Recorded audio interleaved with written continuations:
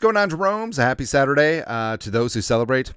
It's time for another Vikings news dump, but of course starting out with the Wolves beginning their championship run, taking on the Suns in the afternoon for whatever reason, but I don't care that the Wolves sort of stumbled at the end. I don't care that there's a lot of question marks. I don't care that the Suns are a bad matchup for the Wolves.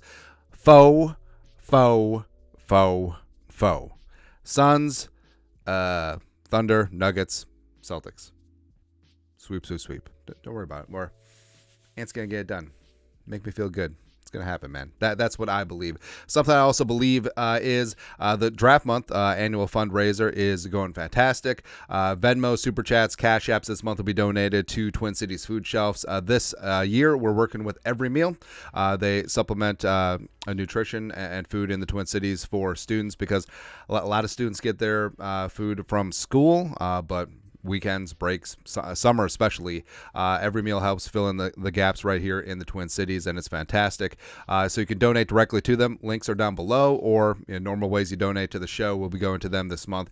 Goal is $2,200. Currently sitting at about $750, but I know they'll kick up towards the end of the month once we do the live streams, because we're going to live stream day 2, probably day 1. We'll see. Goal 2,200 because we want to provide food for 2 kids for 3 years through Every Meal. So go check that out. Also check out. So we're 5 days away. Wait, or is it 6? I don't know. I don't really know how calendars work, but next Thursday, the Vikings are likely going to know who their future franchise quarterback is going to be. And it turns out it was Sam Darnold all along. No, man. But I just trying to sift through the BS and read between the lines, put together the tea leaves, and also, so I don't consider myself a media member, but occasionally I'm told things because I have a very trusting face. Now, I'm never just going to be like, sources tell me, blah, blah, blah, because I always feel that's kind of douchey, where people are like, sources say, blah, blah, blah. Nah. Now, it will be woven into some of my takes, yes, and as of right now, I feel like Drake May is the guy, and I feel like he's been the guy for a while, and I feel like that the Vikings, if he gets by the commies at 2, I feel like the Vikings will move heaven and earth to go get him at 3. Whatever it takes. And we're doing up a separate video today about Kevin O'Connell with his remarks at the church about the trade-up with the Patriots, which is funny. But with May, you're betting on the ceiling. You're betting that he's landing in a great situation. You're betting that the whole McCown connection, him sitting for a year, having his fundamentals worked out, it's going to be beautiful. It's going to be beautiful, man. It's exciting times. Or, screw it. I mean, could Jaden Daniels just force his way to the Vikings? And here's what bugs me. So Schefter speculating for basically all week of Jaden Daniels. He didn't like the meetings. He didn't like this, the other thing. And now he's saying like, Jaden Daniels will go to the commies because he knows that he's not a free agent. People have been speculating all week. You've been doing the speculating. It's ridiculous. All right. So tangent on like the media industrial complex, the National Media Department Haircuts industrial complex. So back in the day. All right, so Ron Jaworski, who was a fantastic analyst, but he had the sort of bad moment where, so he basically just came out and said like, hey, Colin Kaepernick could be the best quarterback in the NFL. And they did a full week. Actually, it was more than a week. Basically, it was everyone and their mom on the network covering what Jaws thought. Could Colin Kaepernick be the best quarterback in the league? Ron Jaworski thinks so. It's ridiculous, man. So, Schefter saying like, people are freaking out and speculating. He was the one doing the speculation. But I digress. Anyways, but speaking of speculation, again, I know that people get mad. It's like, you're talking way too much about the draft. What are we going to talk about? Are we going to talk about Creed? Does Kirk Cousins get to take Creed with him, or does Creed stay with the Vikings? Or is it like a divorced parent situation? Like we get Creed every other weekend and 2 weeks during the summer, and then we alternate Thanksgiving and Christmas. That was going on. Art Stapleton So beat writer for the Giants. I've been hearing rumblings that the Vikings likely have parameters of a deal in place if their quarterback is on the clock, whether it's 3, 4, 5. So with the Patriots at 3, with the Cardinals at 4, or with the Chargers at 5. And the Giants obviously at 6. I would imagine the Giants will know a price for them as well. Should Joe Shine decide to move up from 6, that'll be their effort in the days leading up to the draft. It's the only way to be prepared to make a deal whilst on the clock. I just love working Wilston. Without giving away their plans, I suggest going back and watching the Giants' Life doc from last year to truly get a sense how Shane and others unafraid to move operate. So, first off, I feel like the speculation that Kwesi could have something in his back pocket for 3, 4, 5, I think that's legit. And frankly, if Kwesi wasn't doing that, he wouldn't be doing his job, because the Vikings obviously looking to move up. Even if they weren't looking to move up, I feel like even if you had zero interest to move up, opportunities can open up and maybe a guy falls. So I think that you should at least have that in the back of your mind at the top of the draft, like no matter where you pick, right? So obviously I think Kwesi got a little something going on. And of course, our conspiracy theory that 3 might already be in the bag, depending on who the commies take it to. That's right. That's right. Jordan Renan, speaking of the Giants, Giants beat writer, spoke with multiple GMs this week. They were all of the belief that quarterbacks will go in each of the first 4 picks in the draft. That means Giants would have to trade up to go get one of Daniels, May, or J.J. McCarthy. Not going to be cheap with Vikings and others on the prowl. Now, I mean, that could be legit, sure. But I think the only way that happens is if everyone sticks and picks. So you have the Bears at 1, you have the Commies at 2 taking a QB. We'll say Jaden Daniels. 1, obviously, Caleb Williams. 3, we say the Patriots stick and pick and take Drake May. And then a team would trade up to 4 for J.J. McCarthy, whether the Vikings, whether the Broncos, whether the Giants. Outside chance the Raiders. I actually believe this team that the Raiders would stick and pick and take Penix at 13. I actually think that's going to happen. But say that the Vikings trade up to 3, or maybe the Giants trade up to 3. Well, actually, specifically if the Vikings trade to 3, I don't think that a quarterback goes at 4. Because all of a sudden, the greatest threat to trade up, the Vikings, is already off the board.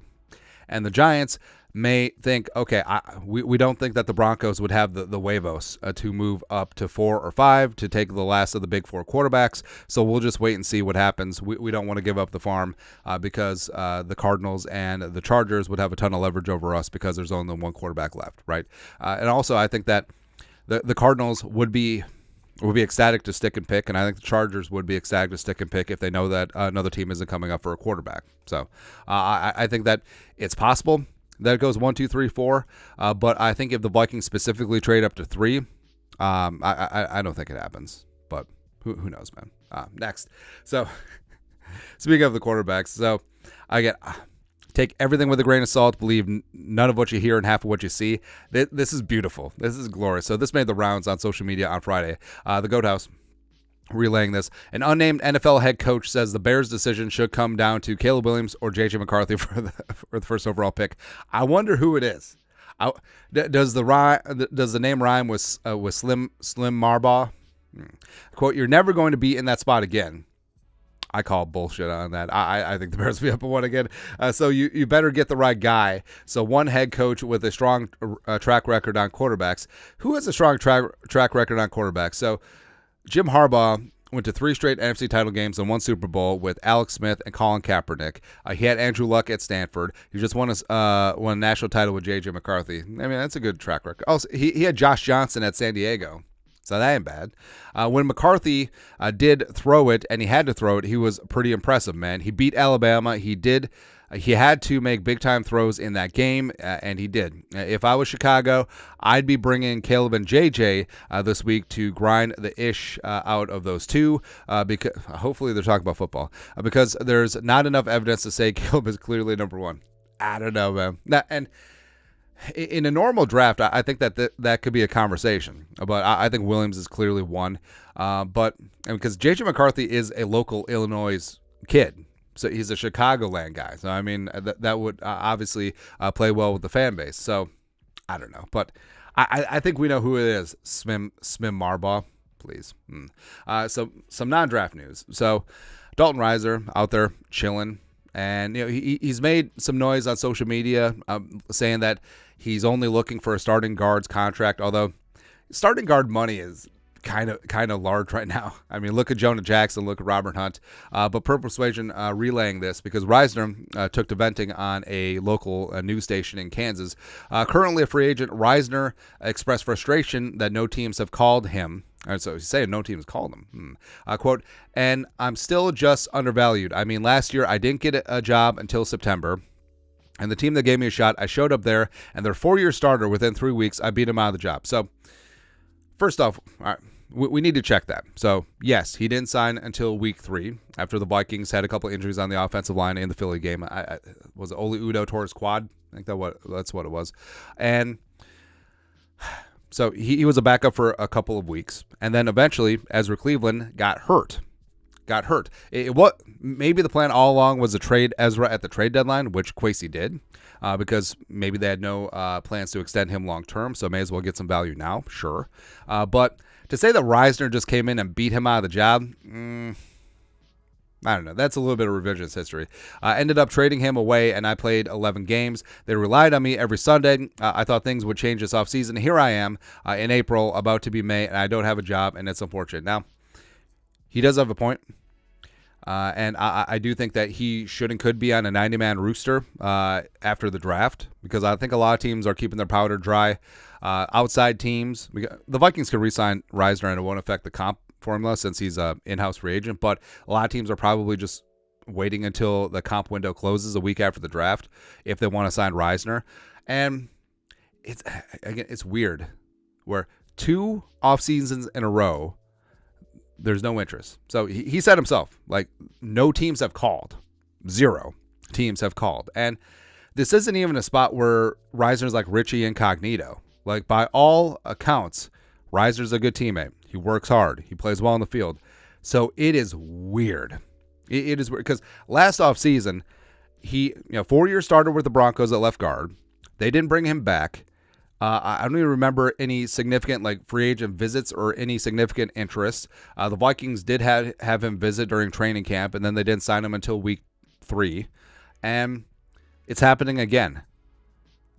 So I don't understand it. And plus, last year, he signed a prorated $3 million deal. So maybe he isn't looking to break the bank. So maybe money's not the thing. Maybe character's not the thing. On-field performance isn't the thing. Like, you should see some of the guards are on teams right now. Risner deserves to be on some team. Now, the Vikings may have closed that book because they believe in Blake Brandel. They gave him a decent contract. But, again, it is weird. It is a full-on mystery why Dalton Risner isn't even in the mix. But watch after the draft when teams start filling up the rooster with draft picks and UDFAs. If Risner is still out of a job, something's up. I don't get it, man.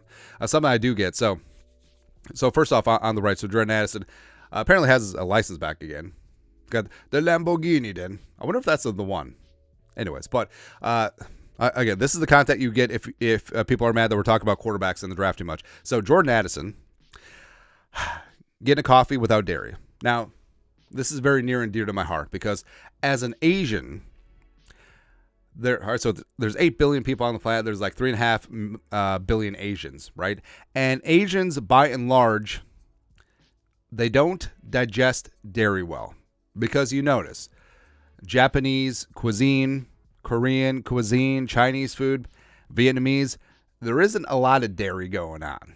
That's because it hasn't really traditionally been a thing, and our digestive tracts and stomachs, they don't really process dairy. It's hereditary. It happens, man. But long story longer. So first off, I love whatever coffee place Addison went to. The Cow, no dairy. So I do wonder if Jordan Addison is a member of the lactose intolerant tribe like myself. And also the thing is too, so just because you're lactose intolerant doesn't mean that you won't consume cheese or dairy, because I do a lot. You just you got to pay the troll toll to get into this dairy's soul. That's what you do. And, all right, so long story longer. Again, hey, you guys wanted this. Like, people are sick of me talking about the draft and quarterbacks all the time. So you did this. So I was adopted into a German and Norwegian family. right? And German and Norwegians, like especially in Minnesota, you drink milk all the damn day long, and you eat dairy all day long as well. That's what you do. Hard working, hard scrabble, German, Norwegian, American, second, third generation off of the boat, and you just consume dairy. Now, I don't think that my parents or grandparents knew about the whole lactose thing. They're just like, oh, this kid just farts a lot.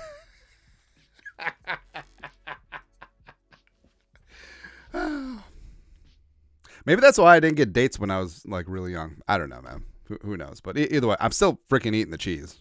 That's right. Although, so respect. So my wife. So she's like, if you wanted to make the whitest person in the history of mankind, she is it. And she's like Norwegian, German, like Swedish and all that stuff, right? And thankfully, our kids seem to have her side's digestive tract because they drink like 3 gallons of milk a week. So 2 of my kids are boys. So when they're teenagers, I'm gonna be so poor. That's it, man. Speaking of poor, so a lot of teams are poor for not drafting Justin friggin' Jefferson. Now, famously, famosely, we had questions about Justin Jefferson in the 2020 draft, and also we weren't alone, by the way. We're just the only jabroni who is honest enough to admit it, because everyone and their mom has quietly just like, change their draft takes. Oh, I believe in Justin Jefferson all along. No, there was legitimate concerns with JJ because all he did was play in the slot at LSU, because on one side you had Terrace Marshall Jr., on the other side you had Jamar Chase, and hey, is he going to be a slot-only guy? Is he going to be capped at a wide receiver 2? Will he be able to get off of press coverage in the NFL? We're all stupid. But either way, Justin friggin' Jefferson landed with the Vikings, and life is good. 3013 pointed this out. So even first-round picks can be undervalued by scouts. So Justin Jefferson's draft profile from back in the day. Player comparison, Marvin Jones. Although, I mean, Marvin Jones had 1 4-touchdown game, and Justin Jefferson had a 4-touchdown game against Oklahoma in the college football playoffs back in the day. 6'2", $198 are similar in size with athleticism, size, and quickness. They aren't overwhelmingly dominant in their skill set, but are effective with a nice combination of talents. In the NFL, I could see Jefferson being a wideout similar to Jones. So, Marvin Jones. Great. He likely will never be a game-changing weapon, but Jefferson profiles as a very reliable big slot, just like your mom, who can add a layer of security for a quarterback in a diverse passing attack. Jefferson doesn't look like a guy who will elevate a passing game on his own. While Jefferson may end up in the first round of the draft, I think he's best suited as a number 2 receiver at the NFL level. So basically, they called him Marvin Jones, they called him Alvin Harper, called him all that. But it's okay. It certainly worked out for us. Speaking of the draft, someone who worked out was 6th-round pick back in the day. But all of the rumors and innuendo about Brady. Now, do I want Tom Brady as a quarterback of the Vikings this year? No. I'd rather roll with Darnold as well as draft the quarterback of the future. But Purple Persuasion put this together. Per Florio, Pro Football Talk, that's not a thermos, he believes that Tom Brady does want to come back and seems to hint that the Broncos, Vikings, and Commies could be in play if they strike out on quarterback. Quote, Brady, I believe, wants the phone to run before or right after the draft. He mentioned the Raiders and Patriots. Other quarterback-needy teams could be interested too, depending on what happens next week. The Broncos, Vikings, even the Commanders could decide to roll the dice with Brady for a year. Regardless, Brady is making sure teams know he's available. It'll be interesting to see whether anyone calls. Now, Brady is 46, and he's been putting out videos of him working out, so he's still in good shape. And the whole thing about it is like, Brady, the last couple years with the Buccaneers, like the arm strength obviously isn't there anymore.